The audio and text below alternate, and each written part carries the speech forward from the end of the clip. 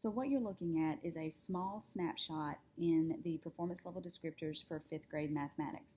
All of the performance level descriptors for any of the grades from third grade all the way to Algebra 2 are going to have the same look and feel, which really helps, especially if you have to go back and forth between, grade 3, 4, and 5, or if you're looking at what is sixth grade doing versus what high school is doing. It really helps that they all look kind of uniform. They all have the park symbol in the top left-hand corner. They tell you what grade you're in, and then they all have the basic same structure. They have the subclaim at the top, and then the levels under that, and then on the left-hand side, they're referencing the specific Common Core standard. So if we get into it just a little bit, the first thing that we would notice is that at the top, it tells us exactly which subclaim that we're looking at. As you go through the performance level descriptors, especially if you're really, really trying to invest yourself in there, you're going to see that about 30 minutes into it, you're going to go, now where am I again? So what they did was they made sure that at the top of every one of those pages that they have referenced the subclaim so that you can see which one you're looking at. This specific one deals with subclaim A, which if we remember is dealing with the major content for that specific grade. On the left-hand side, they reference the Common Core Standard 5NF1. Now when you first look at that, you're going to go like, now wait a minute, Hedge, in the Common Core there's no -1, -2, -3, -4, -5. What is all that?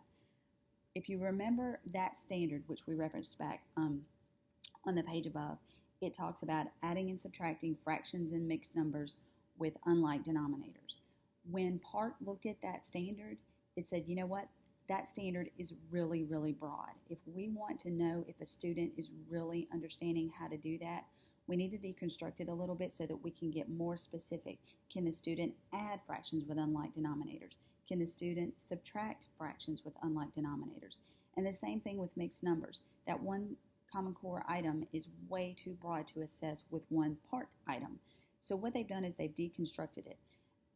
It's not going to make a whole lot of sense in this area how they deconstructed it, but when you go look at the blueprint post, it should make a little bit more sense because we'll be able to see specifically what part of the Common Core standard each item is going to assess.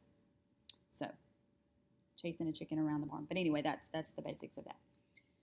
At the top, we have the different levels. We go from level 2 on the right all the way to level 5 on the left. And it basically works kind of like a really nice rubric to let us know what a student should be able to do at each one of those levels as they progress through this standard. Level 2 is going to be your lowest command. For us specifically with this standard, yes, the student can add and subtract two fractions or mixed numbers with unlike denominators, but they're technically below grade level because that student can only work with denominators 2, 4, 5, and 10. That kind of lets us know that the student can do this, but they're really restricted in their understanding of what they can do with fractions as a whole. They can't do just any denominator. They're really only able to do that. If you look at level 2's column versus level 3's column, if you'll notice, the text becomes bold. In that bold, that's what Park has done for us to let us know as the student progresses from a level 2 to a level 5, it kind of lets us know what the change is in the rubric as that student progresses across the standard. So at level 3, they can add and subtract two fractions or mixed numbers with any unlike denominators so that we can produce equivalent sums or differences with like denominators. So we have really made a pretty big leap from level 2 to level 3. This is what we would expect students to be able to do if they had a moderate understanding or a moderate command of that standard. When we progress to level 4, it's basically level 3 except for one major change. Instead of adding and subtracting two fractions or mixed numbers, now we've moved up to a strong command that students will be able to add and subtract three fractions. Now here's the thing. For students to be on target to be college and career ready by the time they graduate, at grade 5, we expect them to have a strong command of that standard. So level 4 is pretty much that all students are on target to be college and career ready. We, in Mississippi, we call that our proficient standard or our proficient command. Park calls it a strong command.